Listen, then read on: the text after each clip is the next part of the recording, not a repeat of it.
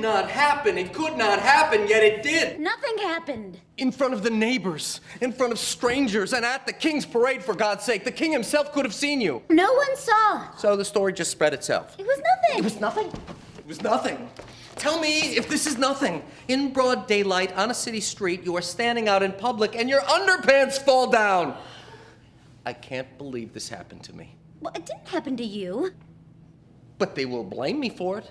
They will blame me for having a wife who is so distracted by staring out a window, who is so hypnotized by a canary in a cage that she can't even tie a tiny knot in 2 slender cords.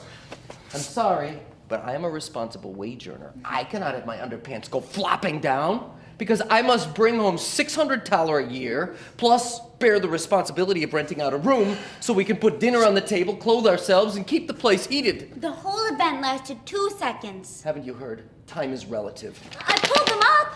God, please, don't be graphic! They're on tight and they fell. Oh my God, what's going to happen to me?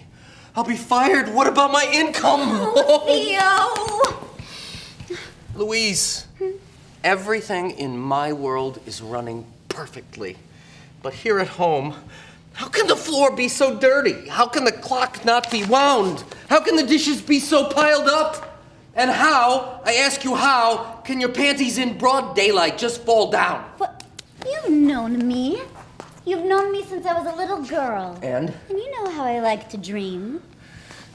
Dream the dishes done? You used to like my little reveries. In a girl, yes. There was nothing lovelier. There was nothing better to do with all that free time but to lie around as pretty as an orchid. But now, you're a woman. Reality is here. It is in this room, in the dust on the floor, in that dirty sink. Oh, phooey. I keep the place nice. Look how deeply affected I am. Yes, you're very sensitive. You know how I hate attention. A little attention, and the next thing you know, I'm out of a job.